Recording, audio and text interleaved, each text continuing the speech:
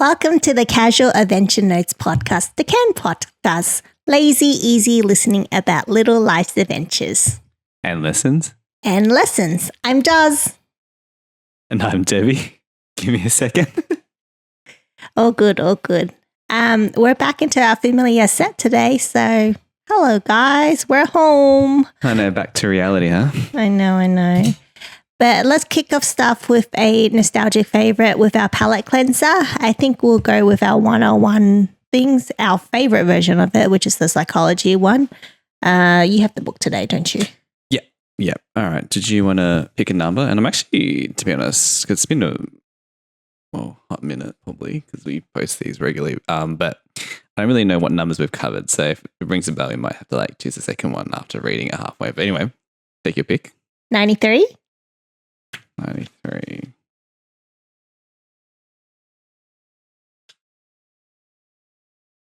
All right, this doesn't look too familiar.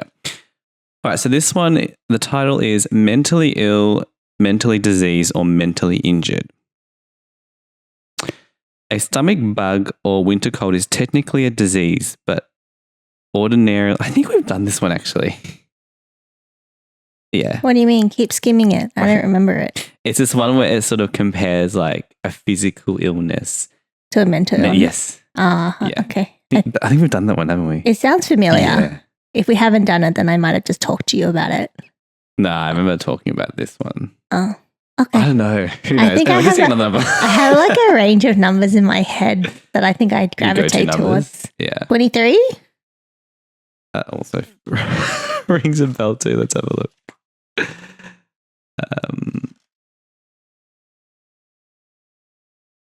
You've done this one because this is the twins one. Try to do a number that you would not think of ordinarily. I think I'm really predictable. 1? I don't think we've done that one. I don't even know why I picked those numbers. It's just subconscious, unbiased stuff. Okay, all right. I don't think we've done this one. So the title is Psychiatry Leans Towards Nature, Psychology Leans Towards Nurture. Psychiatry generally holds mental illness to be the result of physical factors such as faulty genetics or neurology and favors a medical model for treatment. Psychiatrists, as medical doctors, typically refer physical interventions such as medication or electroconvulsive therapy. Psychology tends to view mental illness as a product of environmental and biological factors. It most often seeks a talking cure. Psychologists respect medicinal cures but realize they can be invalidating for some patients. Psychology believes people can really change. It is optimistic. And then on the left, the illustration is, this has got 3 people, which looks like they're either a psychologist or psychiatrist, and their difference in approach. So I think the reference around prescribing medicine versus sort of, talkative therapy. I think I actually knew that. So I did psychology in high school, which, doesn't qualify me at all because it's probably very fundamental psychology. But it's funny that that's number 1 because I am quite sure that is also the first lesson that you learn when you pick up psychology as a subject. And I remember them trying to differentiate the difference between if you want to pursue being a psychologist versus a psychiatrist, and they'll try to explain the difference. And there's 100% an overlap. But at the end of the day, they're like a psychiatrist, just think of them as a qualified doctor, and generally they skew more towards the biology side of psychology. Yeah. Well, I guess the difference is that, a psychiatrist is because they're, they have what is the degree, an MD or? Yeah, you're literally a trained doctor to be qualified. You can actually prescribe medicine, whereas a psychologist can't. So I guess that makes sense why that flows into more your sort of talk it out therapy. Yeah. But I think people are so biased about that. I'm not trying to discredit the effort it takes to become a psychiatrist, but I know people who are biased towards I don't want to just talk to a psychologist. They're not as good or as qualified, but why not? if anything, they're probably more experienced for like a day-to-day counseling because that's their day-to-day. And that's the stuff that they would be studying and learning. Yeah, I think because when again, we're sort of comparing when you're physically ill versus mentally ill. And physically ill, you take medicine and then you get better from it. And I think maybe the connection is, or people have that connection where they believe that the medicine can cure their mental illness, similar to how medicine cures if you have a flu or cold. But there's no really quick fix approach with mental illness. It's sort of almost bespoke, or it's just complex to the person. And in some cases, it's a mix of both medicine and talk therapy and having regular sessions. Yeah, well, it's not just talk therapy, right? Because normally in those consultations, they also give you techniques and strategies to actually overcome your like sort of like your breathing exercises or doing like yoga, all that sort of stuff too. Particularly if that's probably more around anxiety and stress and how to focus your attention into the present. Yeah, or giving you perspectives or things. Like some of the ones I've been given that I find helpful is like journaling is a good one. I think that's a common one that people find helpful if they can keep up to it. Another one is I got given advice once, which I still retain. I am not trying to hide anything. I literally just can't remember the context that it came up in. But I remember saying, like, I think I got anxiety from certain situation, and then but I have a tendency in my head to think like 10 steps ahead often the time, but then I get overwhelmed because I don't know what to do. And I think my psychologist at the time just said, oh, why don't you, if you kind of are thinking 10 steps ahead and you can't help yourself from thinking that, why don't you script out some scenarios how you would like to respond, because then you feel like mostly mentally prepared. And then there was other like training to also realize that things don't always go according to plan or to a script, but then with like a foundation in place, then you're more likely to be able to adapt in that moment, which I found helpful. The other one I learned from a psychology coping mechanism, which I think I saw online, but I really like it. Those who are very harsh on themselves naturally. Yeah, like very sort of self-critical. Yeah. Thinking of the worst situation when they encounter like a problem or a situation. Yeah. Yeah. There's a common thing to do where you put up a photo of yourself from when you're a lot younger or when you're like a child, baby, whatever, like at your most innocent when you weren't as self-conscious, and you look at that photo and you're like, would you be mean to them? And the idea is like you're looking at your past self and you're like, I would kill anyone that was mean to them. Because you know how it's quite common for a lot of people as they grow up, like they're like, what would you tell your younger self? And it's always positive stuff. It's going to get better with time. You're going to get to where you never expect. Like it's going to be great. A lot of optimism and sort of positive. Like it gets better, it's basically. Yeah. And it gets better because you're in the future now. Like you've overcome those harsh times. And it's easier to say and think. So I think that's kind of the idea. You look at your past self and you're like, would you be mean to them? And then that normally puts things into perspective. Yeah, that sort of ties in with the hindsight, when you sort of self-reflect on, a situation where you thought it was like, you felt like everything was coming to an end, it couldn't get worse, but, you've gone past that hurdle and, you're still existing and you're still happy and you've moved on.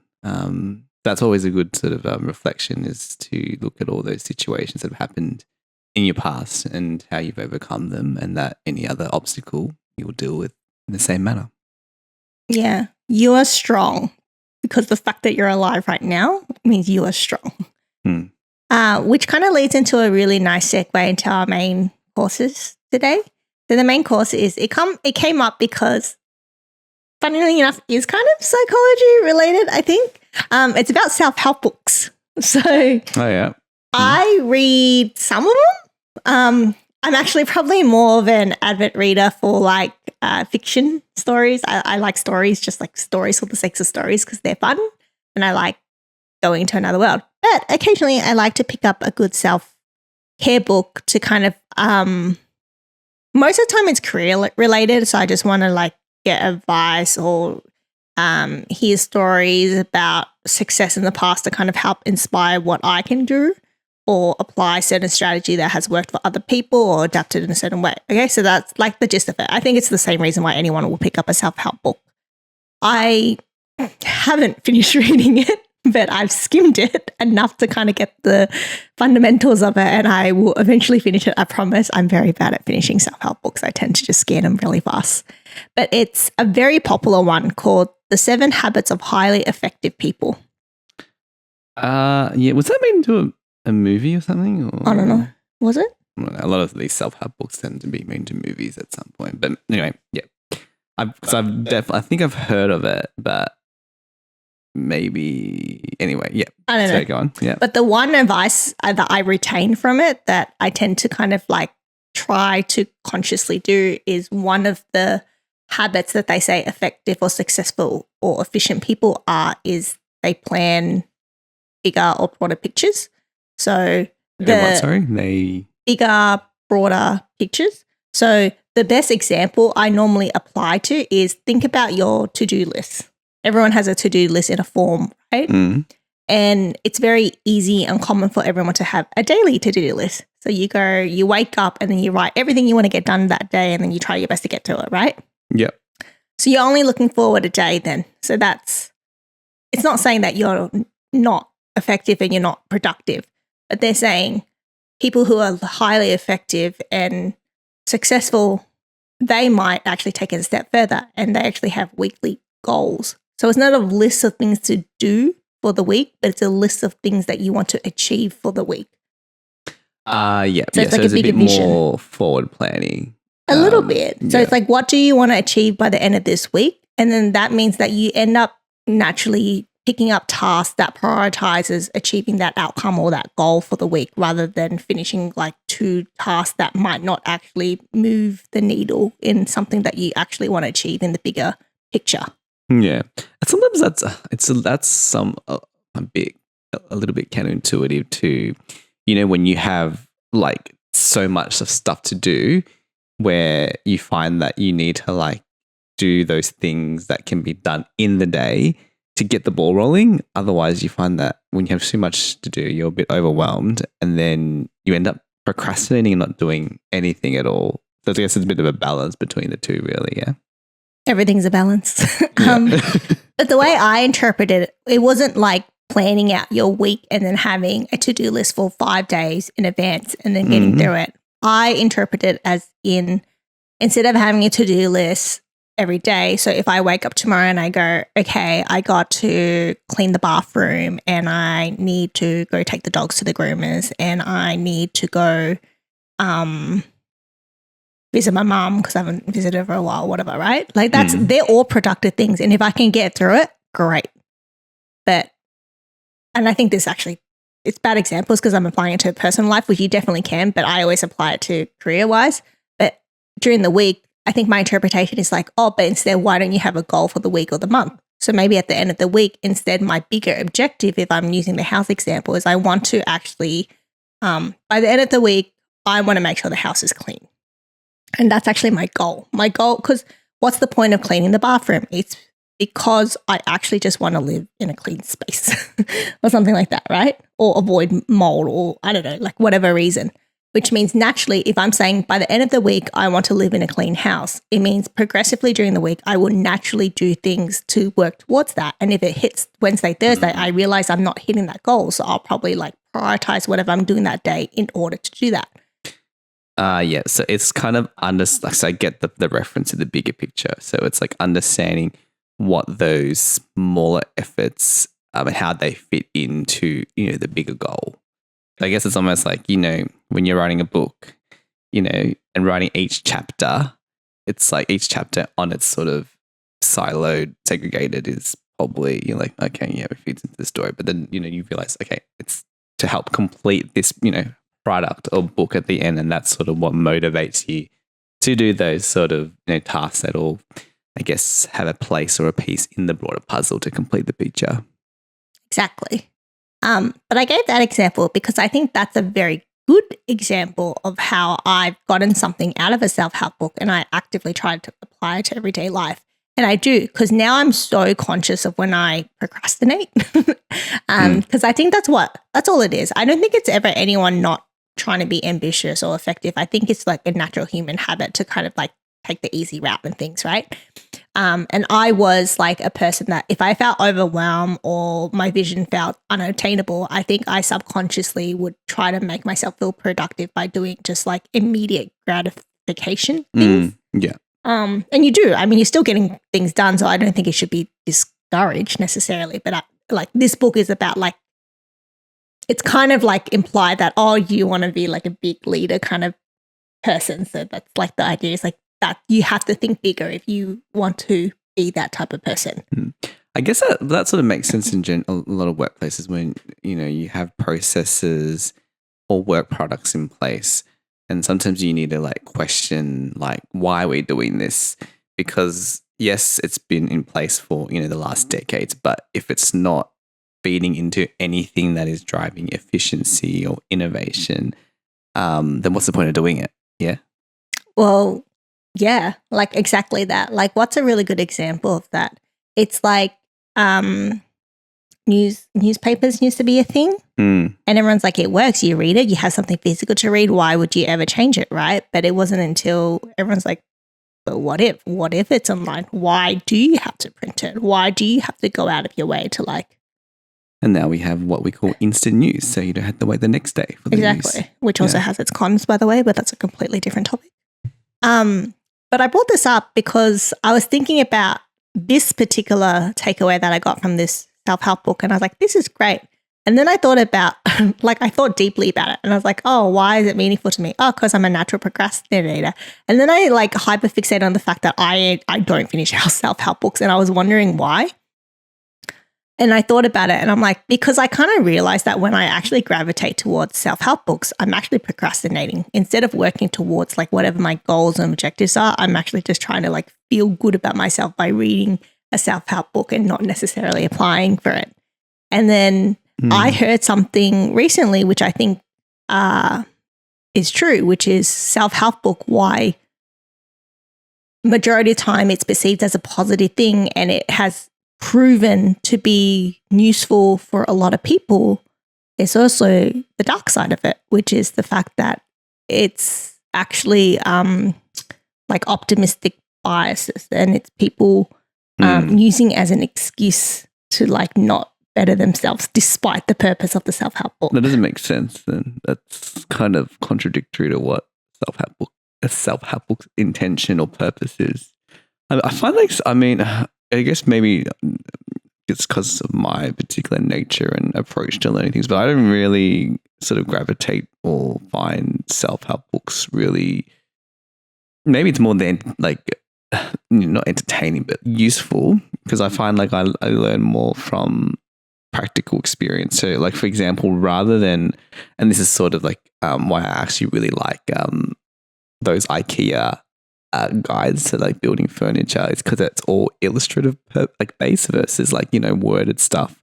And so I think for me it's all about more like pictures and seeing people do stuff or doing it myself, and then knowing, making the mistakes before I figure out, oh yeah, this is, at some point this is like the best way to do it.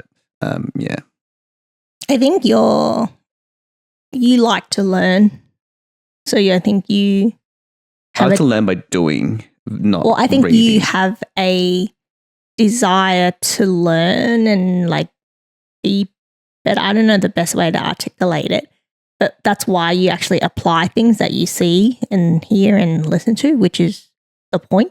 Yeah, well, this probably goes back to like my whole sort of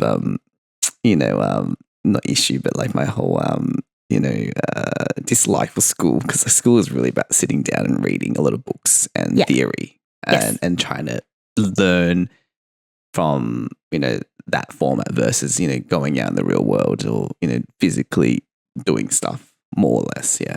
And I wonder if that's where maybe that's part of the rooted problem, because I'm these trends are probably more common in Western culture. I can't speak for the whole world, but because I don't think self-help books got really popular until maybe like the 2000s, the early 2000s, because I just remember a wave of them coming up. I remember like those, like, yeah, like those 4 dummy guides. Do you remember them? Like, and they literally had like one for absolutely everything. It's like, Adobe Shop for dummies, or building XYZ for dummies, and it had like that. Do you remember? It's like that yellow cover with like the black labeling or font. It was hilarious. Yeah, I don't know if they even still exist, that brand, but that was like, when I think of self-help books, that's like the 4 dummies. It's synonymous with that for me. I feel bad because I've actually heard stories about how people people are so greedy. So like every time greedy. Agree. Yeah. Every time there's like a boom, and it kind of starts with good intentions. Because self-help books at its core is intended to help people. So it's actually supposed to be good. Train them, upskill them, whatever. Bloody greedy people decided to turn it into a business. And there was all these people who started seminars, became life coaches when they weren't qualified to be life coaches. Oh, yeah. And just scammed a bunch of people. Yeah, like how to start your own business, build your website, brand, and all that stuff. The worst ones I've seen is like... those fitness people. No, they're fine. No, I've seen those ones where it's like... training people to become like personal trainers, and then like they'd have, they'll advertise them with like the fancy sports cars, and and then I think there's a whole bunch of there's obviously, like, in saying this, is like, there's always like what's the saying, like, in a batch of like really good, people that are in it for the right reasons, and obviously are making money from it but are doing it legitimately. There's always like one person that sort of spoils the batch because of them just wanting to, like you said, scam people, but not actually give them anything worthwhile for the money they're putting to them. The example I was going to use is the ones where like people run seminars about how to pick up someone. Like dating, sort of. Like how to get a girl, how to get a guy. That one's, I feel like that's a little bit almost like subjective, because I don't think there's a one size fits all for that. Like you kind of, everyone's so different that like one single way of, picking up a person is not going to work for the next person. So in a way they can almost get away with it, because it's like they probably put a disclaimer or in the terms and conditions, this is, just a broad way of approaching it, but everyone's different, so it might not be effective. So maybe that's how they got out of not being sued, or I'm sure some of them been sued. Yeah. But yeah, I just thought it was interesting because I was like, like self-help books aren't always that helpful if you don't apply it. Because I personally like them when I do read them. I read them because sometimes I'm not the best at articulating myself. So sometimes I feel like if something's published, it might articulate something in a way better that I can kind of adopt or iterate from, that would then make better sense for me and to others that I'm trying to explain it to. I find now, like, that what you're saying is almost like ChatGPT. Like, you can almost ask that AI tool anything.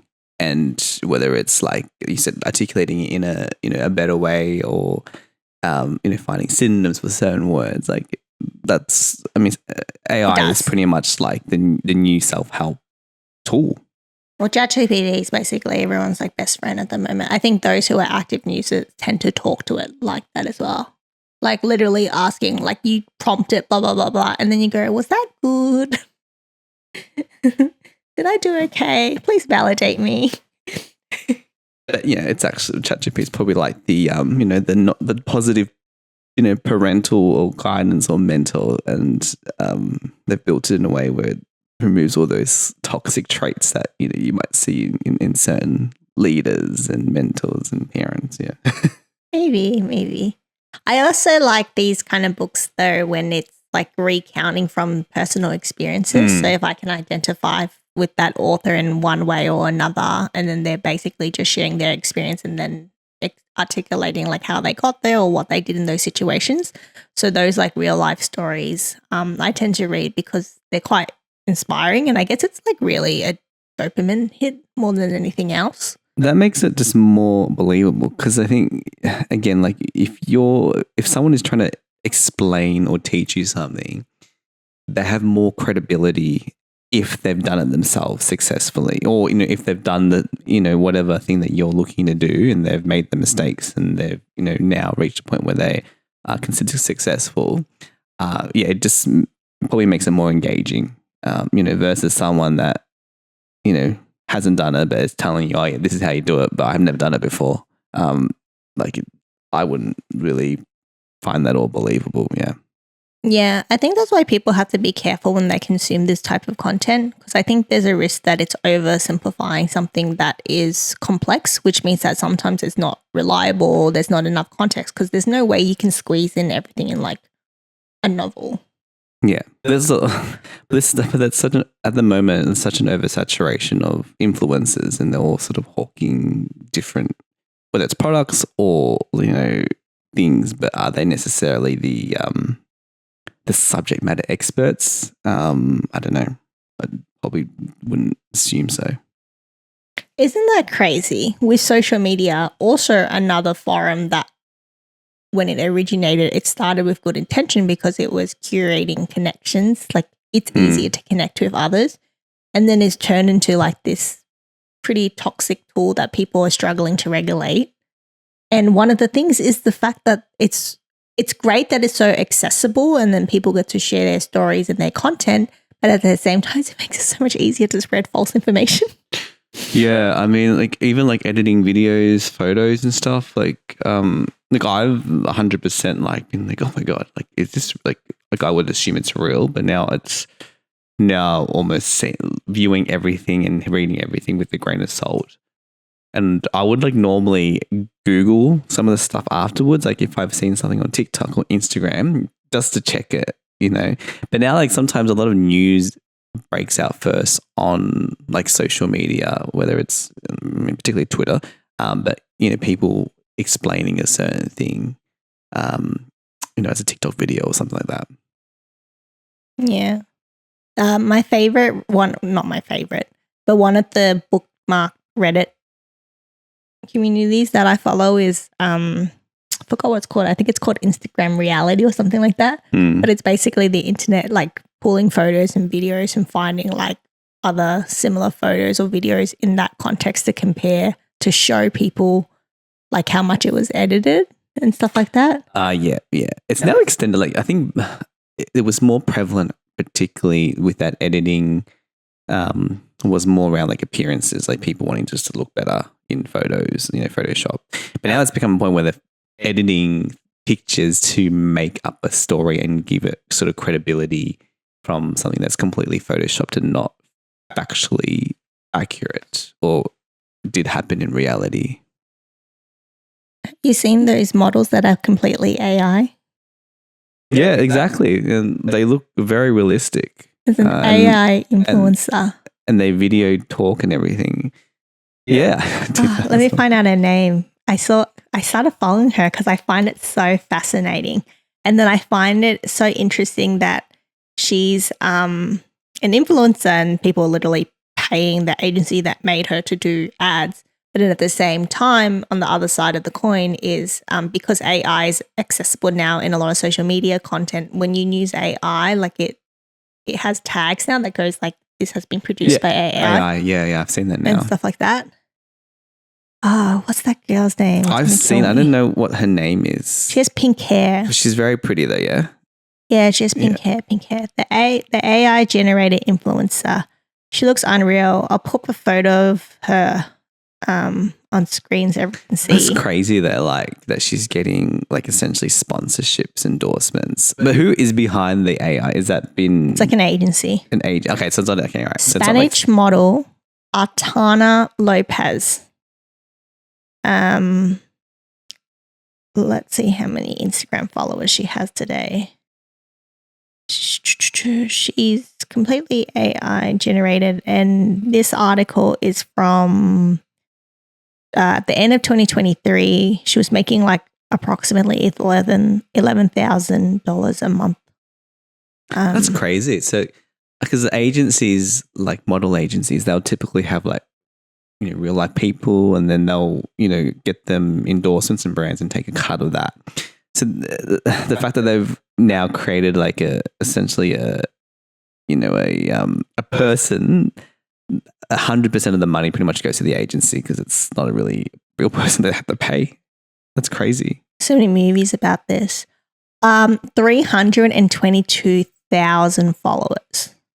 I mean, she doesn't hide the fact that she's AI generated in her profile. What are the posts like? Is it like, here's me sipping on a smoothie, or is it like sort of like daily lifestyle? Or she just looks like an influencer. So it's like, so her personality or persona is she's a gamer at heart and fitness lover. So her photos are like her most recent post is her in a gaming chair with like a bunch of screens in the background, and there's like random photos of her in just in like nice dresses or a bikini. There's one of her in like a stadium with someone. Yeah, wild. I guess it's just the evolution of, of people, really, because you think before like AI creating real life human pictures, like there was always an obsession with anime characters. And, I'm sure if someone started an account with an anime character, I'm sure there is one. Yeah, that's already a thing. People would follow it, and then maybe that account would also get endorsements and brands. Well, I guess anime characters are a little bit different because they're owned by a company. But if that company who created them wanted to use their image to essentially become an influencer, then imagine like some like whoever owns One Piece was like, all right, we're gonna make Luffy into an influencer and just create an Instagram account, and he's gonna start promoting XYZ and doing and do videos and blah blah blah. Well, they already do to a certain degree. So he doesn't have a social media account, but like they do brand deals in Japan. So in Japan, it's like more common to see campaigns and advertising with anime characters. Yeah. So you'll see like an legitimate advertisement with the anime characters promoting the product in their voice with their voice actors. And it's effective. It genuinely is.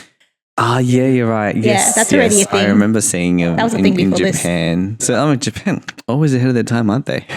I think it's just also their market. That's just the kind of stuff that because they're really like. into anime, and they like it's part of their pop culture. And they would buy a bottle of water brand that Luffy drinks or something. Yeah. Yeah. What's the other one?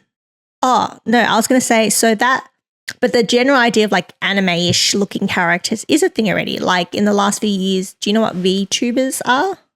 No. No. VTubers. Virtual tubers, I think it's what it stands for. I'll just make sure that I'm actually virtual.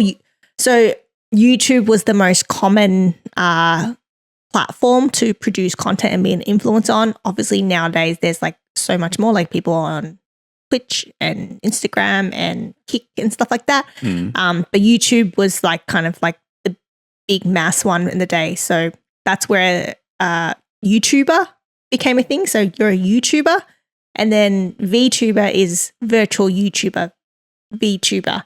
And then what they are or who they are is essentially an online entertainer or influencer. Like think of a person that you watch on YouTube, but instead think they're a cartoon character. And they're a computer-generated character that has been rigged in a way that users can, like motion cameras or your camera, to detect your face movements so that you're talking and moving with it. And they're like influencers now, and you don't know who the character is. Like you don't know who's actually behind them. Sometimes they play a character, so they're like they're putting on a facade and that's their character and people follow them, and sometimes it's just them and they don't want to show their face, so they just have like a alias in the form of like an animated character. Okay. Yeah. So I don't follow them. I don't follow any actively, but I follow some like indirectly, like I see them in my feed and stuff like that. So one of the more popular ones, I think she's a Twitch streamer, is called Iron Mouse, and she has like pink hair, and she has a persona that she plays out. Like her actual personality comes out, and for her it was great because she actually has like a disease where she's very sick, so she can't go out much, and it was her way to connect to the community. And because she's not always well, she doesn't want to be on camera all the time, so like having this virtual body to kind of like go to the world to is great. And then some people are just shy, so they have it. Like hers is like a little bit more meaningful. Like a privacy thing too. And does she show her face or? Like she's never shown her face. Okay. Yeah, so no one knows her face. Everyone just knows her voice. But she's very cute because she so a lot of the characters, they liked, if they play a character as a VTuber, they like to put an origin story. Like they try to come up with like a backstory for them. And hers is she's a demon that escaped from some world. So she's like a demon queen or something like that. So sometimes she's like chaotically and evil. And everyone's like, oh yeah, classic demon queen things. That's cool. Yeah, there's a few of those, which is really cool. And then there's like another girl that I follow, Monarchy, I think that's her name. She's actually, do you know her face? She's a famous American English voice actor. And she, what's her name? Monarch. She's by Emma Lee, who's a very famous English voice actor. She does a lot of anime characters, game characters and stuff like that. She got most popular because she used to cover anime opening and ending songs, but translated them in English and sang them. And that's actually got really popular. But she has a backstory for her character as well, but I don't remember it. Let me just quickly Google it. Origin story. But she's like a mermaid. So the multiverse is it's a persona. The monarch was once was the real girl, a Valkyrie and younger twin sister of Queen Lee, who was charged with protecting the multiverse. I think there's more to it. There's more lore to it. Look it up yourself. I can't be bothered finding it. But she has like watery like element. Like she almost has like mermaid elements to it. It's pretty cool. So is this are you saying like these people on screen appear as these characters? Yeah, and they're just talking. But they've developed like a whole storyline of the origins of that character. But the person that you just talked about, they also have their face on camera, like their real face and what they look like as well. Is that right? Sorry? So that person that you were just talking about, Mona? Yeah. Like she or he, sorry? I think it's a she. She. So has she revealed her real Yeah. So identity? She was known. Yeah. She was already like an in real life person that did stuff. So she then made this and character. then when VTubing became a thing, she's like, oh, I would love to do that. I'm a voice actor anyways, right? Like I would love to develop a character. Yeah. And then she's done that and she's quite popular. Like she's one of the popular ones. There's so many of them. Like people who follow them, like really follow them. Yeah, that's cool. It's actually so cool. Like I'm personally not into it as much because I prefer watching anime characters in animes with a full storyline. But it's pretty cool if you are into that and then you get to watch like a live person interact with you as that character. Like that's cool. Yeah. It's also just a way, like adds a bit of creativity. Yeah. It might be weird, but it's still cool. In a way, it's also if you're, someone that still, for example, if you still have a job, but you don't want people to know you're doing this online thing, whether it's, on Twitch or whatever, then you can still do it and not have any of those, against those consequences or whatever. So, yeah, I didn't really know. I think I have seen it, but I thought it was like sort of a one-time like thing. I didn't realize it was an actual persona that people would play consistently. Yeah. So does that mean they even like talk differently? Sometimes. It depends who they are. And they play a character that's different to who they are in reality. Yeah, most of the time. It's not always. Like some people are just themselves and they just have a character in front of them. Like it's just whatever. Yeah. Version of like them. Some of the streamers, like they have a VTube model, but it's just them. It's just them in cartoon version and they're just themselves, for example. But it's common for VTubers, especially if you start as a VTuber, to like develop a character. Yeah. It's more fun that way, right? Yeah, well, I mean, I guess we're all bored of seeing the same old people on screen. Yeah. So Mana is her profile thing is like villainous VTuber, queen of the multiverse, and I'm sure there's some lore. It's pretty cool. Like all the big guys, if you look it up, they have lore videos, so it tells you their origin and stuff like that. Like, so if you kind of like following like a world building, it's kind of fun. It'd be like cool if like the one person played multiple characters, and in every session they played a different person and with a different personality and the way they talked and everything. They probably are. We probably don't even know about it. Oh, okay. So maybe they're doing it all in secret. So maybe all the, a whole bunch of like 2D characters that appear on screen when they're, live streaming is actually the one person. And they just got, I would not be surprised if that was the thing. If there was someone talented enough to like do that, then why not? You get to make all the money and then you get to collab without collaborating. Do you know what it'd be like? Because there's that disease about people that have multiple personalities. Imagine they like somehow able to like redirect that, and then the next day when they're this character, they're like, all right, I'm gonna do this. The 2D character based on that personality of mine that's in there is, I'll stream this person and stuff. But anyway, that's just a wild idea. But generally, those people don't have control over their split personalities, and when they, yeah, that's true. Transition. Yeah, I don't know how it all works. They don't have like a true self because they're all their true self, and they never know. They just snap. Like one day they wake up and they're a different person, or even a couple of hours, a couple of minutes. Yeah, and then I guess is it like the one who is not the original, but this like the main person doesn't realize sometimes. I don't think there is a main person in severe cases. So I don't know much about it. I haven't read too much on it. I just I watch an interview with someone with that disease, and then they were transitioning like during the interview, and then they were trying to explain in one of their personalities, like we're all like we are all us, like we're not. There's no origin or real me. Oh, okay. It's quite complex. Yeah, because but they know that each other exists. Oh, they do, but they never. This girl did, but they never coexist at the same time. No, they don't coexist because they're like, oh. And then like they'll say her nickname or whatever, and they'll be like, "Oh, why is she wearing this?" The person, but I guess they can't interact with them because it's the one person, really. Because there was a TV show ages ago that was based on that, like a multi-personality disorder. I can't remember what it's called. It's like United States of Tara. And I think like she played like one actress who played like 7 different characters as that person who suffered that who had that disease, but. Yeah, it's so interesting. You kind of think about like, how did they ever like assess that, say 50 years ago? Like people would have probably not believed that the whole disorder existed, because it's like, even like when I think about it, it seems almost a little bit like unbelievable, a bit far-fetched that can happen, and how it happens. Like what's the biology or the science behind someone having it or someone not having it? It's crazy. I don't know if that much is known about it.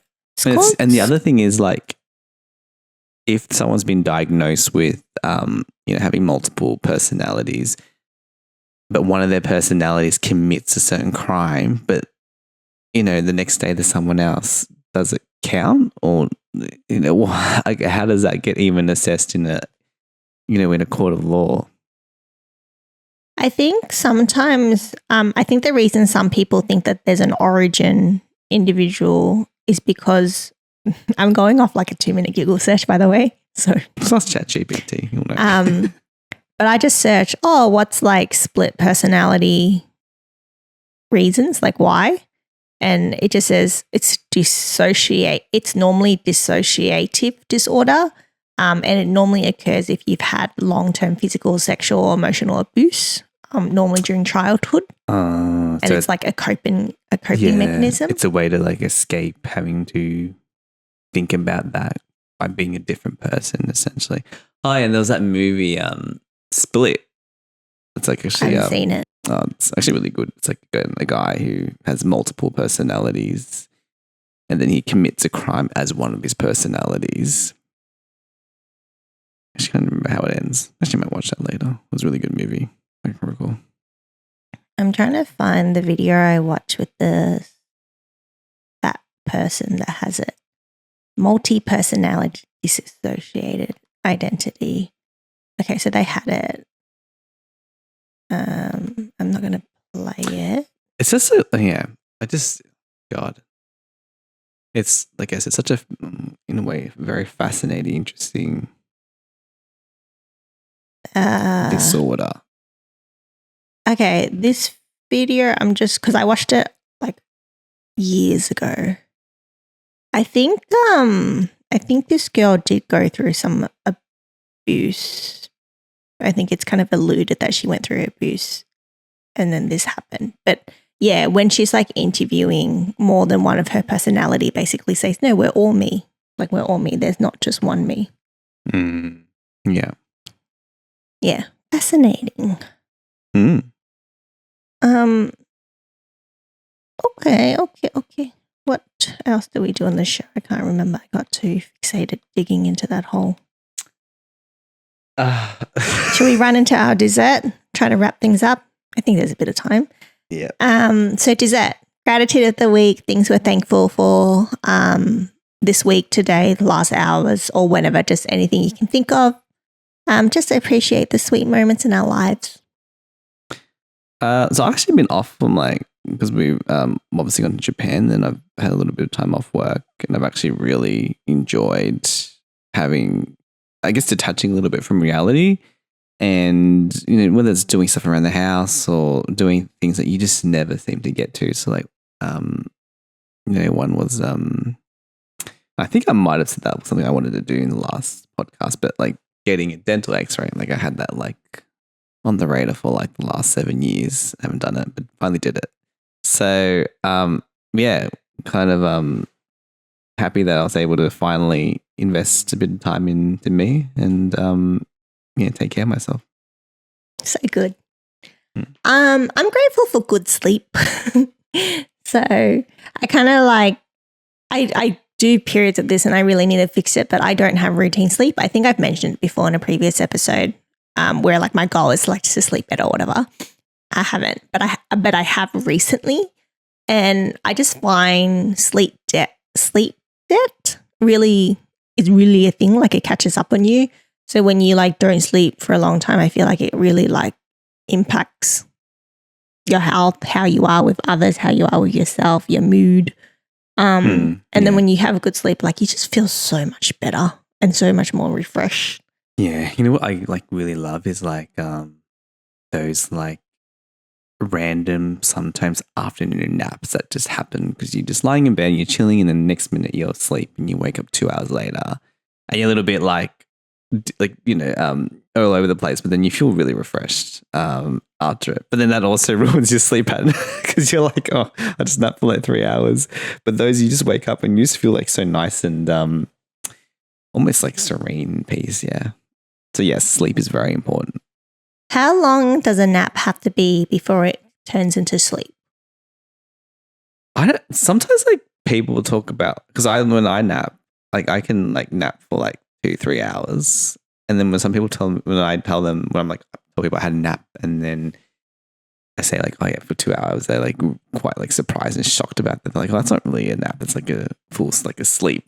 They consider a nap 10-15 minutes. But I'm it almost takes me half an hour or an hour to not an hour, but at least 15-20 minutes to actually get to sleep. So how can you nap for such a short time? So I think it's maybe not 2-3 hours, but maybe in that half an hour, 1 hour mark. But maybe it's all subjective and dependent on the person. Should we ask Google? Yeah. What did I ask? How long before a nap turns into a sleep? When you nap for 10 to 20 minutes, you enter the first and sometimes second stages of sleep. That's just enough to refresh you and get the benefit associated with napping. How long is nap? Blah. It takes me so long to fall asleep. But maybe that's, again, not just me. How long should a nap be? In general, the best nap length for adults is about 20 minutes and no longer than 30 minutes. Sleeping for 20 minutes allows the napper to get a bit of light sleep to boost alertness without entering into deep sleep.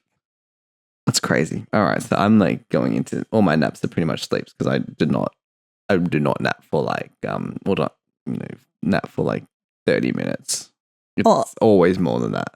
All I got from that though is all naps are sleep, but not all sleep is a nap. Yeah. A nap is like the first stage of a sleep. Yeah, I think that's what I got out of it as well. It's like a light sleep, right? Cool. And then meal prep. So goals or things we're looking forward to that it's worth calling out to make ourselves more accountable, or just to shout out just because why not? Well, I've just been, I guess, being off from work on a holiday. I've probably been eating a little bit on the unhealthy side, snacking a lot on sweets, fast food. So I'm going to probably try to go on a, fast food ban from next month and try to, eat more healthy. That's a good one.